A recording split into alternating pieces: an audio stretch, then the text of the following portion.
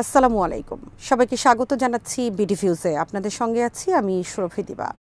বাংলাদেশে সরকারি চাকুরিতে কোটা ব্যবস্থা বাতিলের দাবিতে শুরু হওয়া ছাত্র আন্দোলন এক অবিস্মরণীয় গণঅভ্যুত্থানে পরিণত হয়।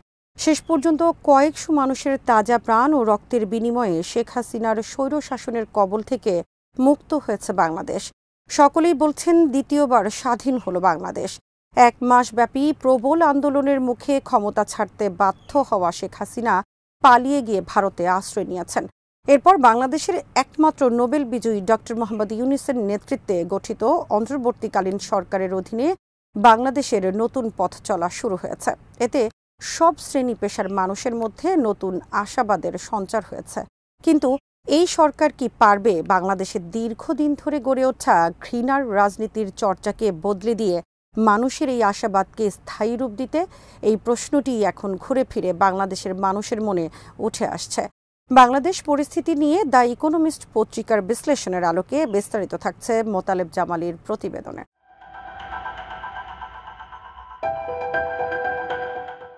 কর ফাঁকি দেওয়ার একটি মামলায় গত ৫ই আগস্ট ঢাকার আদালতে হাজিরা দেওয়ার কথা ছিল নোবেল বিজয়ী ডক্টর মোহাম্মদ ইউনূসের, কিন্তু সেদিন তিনি দেশে ছিলেন না।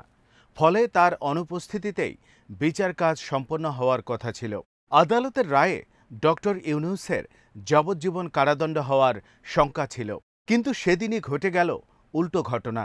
ছাত্র জনতার প্রবল আন্দোলনের তোড়ে ভেসে গেল শেখ হাসিনার স্বৈরাচারী সরকার।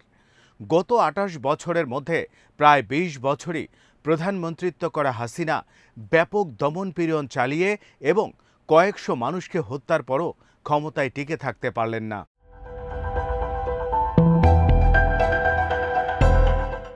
২০০৮ সালের নির্বাচনে আওয়ামী লীগের বিশাল জয়ের মাধ্যমে দ্বিতীয়বারের মতো প্রধানমন্ত্রী হন শেখ হাসিনা। তার শাসনামলে তিনি ভারতের সঙ্গে ঘনিষ্ঠ কূটনৈতিক সম্পর্ক তৈরি করেছিলেন। অন্যদিকে চীনের সঙ্গে অর্থনৈতিক সম্পর্ক গড়ে তুলেছিলেন। একই সঙ্গে পশ্চিমা বিশ্বের সঙ্গেও সুসম্পর্ক বজায় রাখার চেষ্টা করেছিলেন শেখ হাসিনা।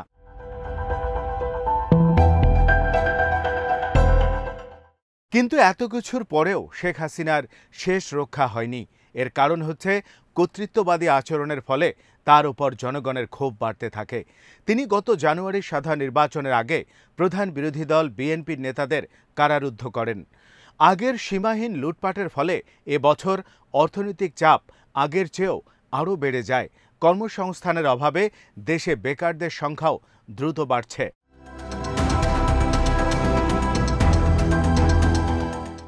শেখ হাসিনার সরকারের পতনের পর গত কয়েকদিন রাজধানী ঢাকাসহ সারা দেশে আইনশৃঙ্খলা পরিস্থিতির ব্যাপক অবনতি ঘটে। রাস্তাঘাটে ট্রাফিক পুলিশও ছিল না। এই পরিস্থিতিতে এগিয়ে আসে আন্দোলনকারী ছাত্ররা। তারা সারা দেশের সড়কে ট্রাফিকের দায়িত্ব পালনের পাশাপাশি ভাঙচুর ও লুটপাট হওয়া স্থাপনা ও প্রতিষ্ঠানগুলোকে পরিষ্কার পরিচ্ছন্ন করে সেগুলোতে রং করে আবার আগের চেহারায় ফিরিয়ে আনার চেষ্টা করছে। সব মিলিয়ে বাংলাদেশে নতুন এক আশার আলো দেখা যাচ্ছে।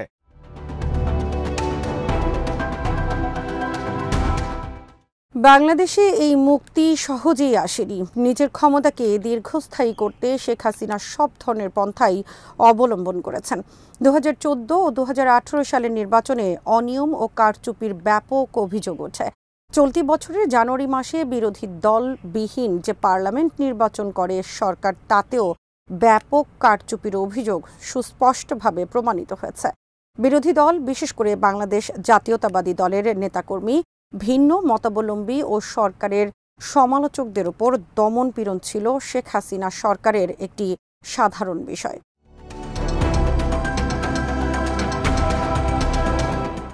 নতুন কোনো রাজনৈতিক শক্তিকেও উত্থানের সুযোগ দেননি শেখ হাসিনা।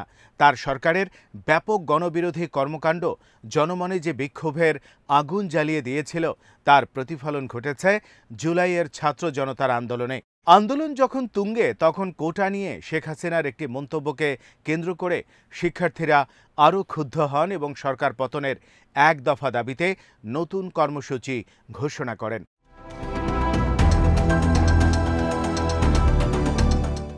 এই কর্মসূচিতে শিক্ষার্থীদের সঙ্গে জনতার ঢল নামে, যা একসময় সরকার পতনের এক দফা আন্দোলনের রূপ নেয়। সরকারও আন্দোলন দমনে কঠোর অবস্থান নেয়, ফলে শুরু হয় ব্যাপক হত্যাযজ্ঞ। আন্দোলনকারীদের উপর নিরাপত্তা বাহিনী ও সরকার সমর্থকদের নির্বিচার গুলিতে নিহত হয়েছেন ৪৫০ জনের বেশি মানুষ।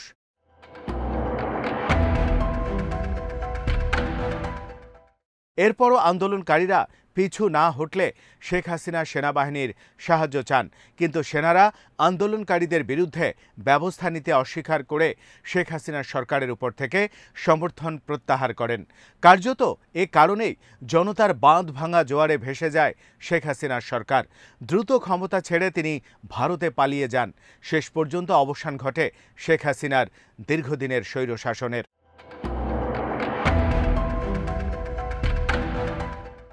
হাসিনার পদত্যাগের দিন ৫ই আগস্ট ক্ষুব্ধ ছাত্র জনতা তার সরকারি বাসভবন হিসেবে পরিচিত গণভবন ও প্রধানমন্ত্রীর কার্যালয় দখল করে। এই পরিস্থিতিতে সরকারবিহীন হয়ে পড়ে দেশ এবং সেনাপ্রধান জেনারেল ওয়াকারুজ্জামান দেশবাসীর উদ্দেশ্যে বক্তব্য দিয়ে সবাইকে শান্ত থাকার আহ্বান জানান।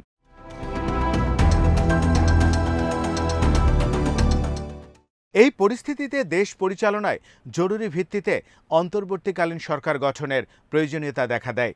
আন্দোলনকারী বৈষম্য বিরোধী ছাত্র আন্দোলনের নেতারা বাংলাদেশের একমাত্র নোবেল বিজয়ী অর্থনীতিবিদ ও গ্রামীণ ব্যাংকের প্রতিষ্ঠাতা ডক্টর মোহাম্মদ ইউনূসকে অন্তর্বর্তীকালীন সরকারের প্রধান উপদেষ্টা করার দাবি জানান। সেনাবাহিনীও তাদের দাবি মেনে তাকে নতুন সরকারের প্রধান করার সম্মতি দেয়। ইতিমধ্যেই তার অধীনে ১৭ সদস্যের নতুন সরকার গঠিত হয়েছে। উপদেষ্টাদের মধ্যে দপ্তরও বণ্টন করা হয়েছে। তবে এই সরকার কতদিন ক্ষমতায় থাকবে তা এখনো স্পষ্ট নয়।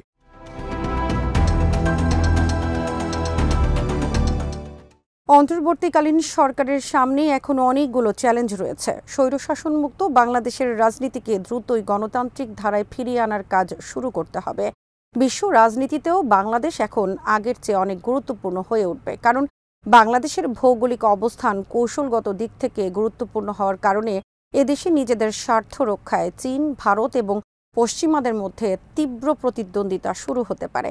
এই পরিস্থিতিতে ডক্টর মোহাম্মদ ইউনূসকে খুব সতর্কতার সঙ্গে সামনের দিকে এগিয়ে যেতে হবে।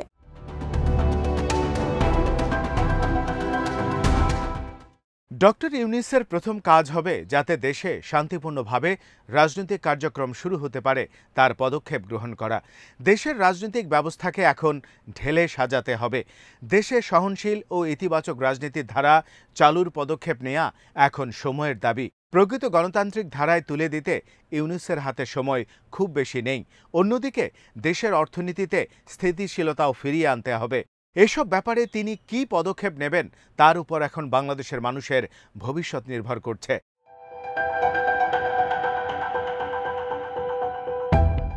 ডক্টর ইউনূসের দ্বিতীয় কাজ হবে রাজনীতিকে পুনরুজ্জীবিত করতেই দ্রুতই নতুন নির্বাচনের আয়োজন করা। একই সাথে দেশের বিচার ব্যবস্থা ও অন্যান্য গণতান্ত্রিক প্রতিষ্ঠানকে সংস্কার করা। বাংলাদেশে বিশ্ববিদ্যালয়গুলো অস্থিতিশীল পরিস্থিতি সৃষ্টির অন্যতম উৎস। এগুলোতে কিছুটা হলেও সরকারের নিয়ন্ত্রণ থাকতে হবে যাতে দেশে স্থিতিশীলতা ফেরানোর কাজটি সহজ হয়। দেশে নতুন রাজনৈতিক শক্তিকে সংগঠিত হওয়ার জন্য সময়, সুযোগ ও জায়গা করে দিতে হবে।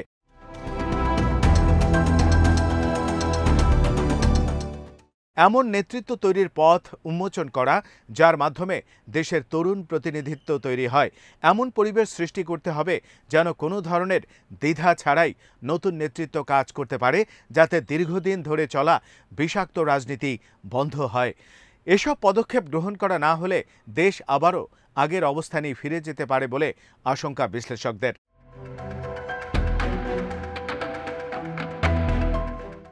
ডক্টর ইউনূসের সামনে তৃতীয় ও গুরুত্বপূর্ণ যে চ্যালেঞ্জটি রয়েছে তা হল জটিল ভূরাজনৈতিক দৃশ্যপটকে সঠিক বিচার বিশ্লেষণ করে কাজে লাগানো। বৃহৎ প্রতিবেশী দেশ ভারত বর্তমানে বাংলাদেশের জন্য নানা ধরনের উত্তেজনার উৎস হয়ে উঠতে পারে। সদ্য ক্ষমতাচ্যুত দল আওয়ামী লীগের সঙ্গে ভারতের দীর্ঘদিনের ঘনিষ্ঠ সম্পর্ক রয়েছে। ভারত একটি সেকুলার দল হিসেবে আওয়ামী লীগকে এই অঞ্চলের ইসলামপন্থীদের বিরুদ্ধে একটি সহযোগী শক্তি হিসেবে দেখে।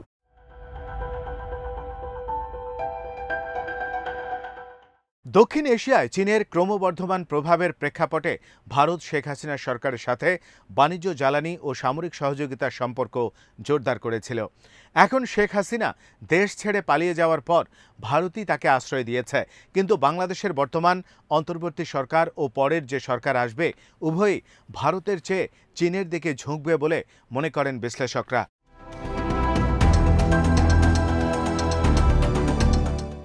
অর্থনৈতিক সহ বিভিন্ন ক্ষেত্রে সহযোগিতার জন্য বাংলাদেশ চীনের উপরই বেশি নির্ভরশীল হয়ে উঠেছে আগে থেকেই।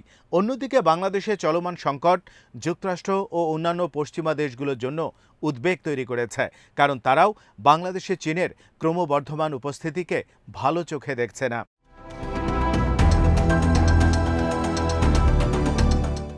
অর্থনৈতিক সহ সামগ্রিক বিপর্যয় থেকে দেশকে সমৃদ্ধির পথে টেনে তুলতে ডক্টর ইউনূসের নেতৃত্বাধীন অন্তর্বর্তী সরকারকে যথেষ্ট বেগ পেতে হবে বলে মনে করা হচ্ছে। কেননা দেশের ভঙ্গুর অর্থনীতি, দুর্নীতি, প্রতিশোধমূলক সহিংসতা অতীতে নতুন সরকারের রাজনীতিতে নেতিবাচক প্রভাব ফেলেছে। বাংলাদেশের রাজনীতি থেকে প্রতিহিংসা ধারাকে দূর করে শৃঙ্খলা ফিরিয়ে আনাকে অগ্রাধিকার দিতে হবে ডক্টর ইউনূসকে। কোনো ক্ষেত্রেই আত্মতুষ্টিতে ভুগলে চলবে না।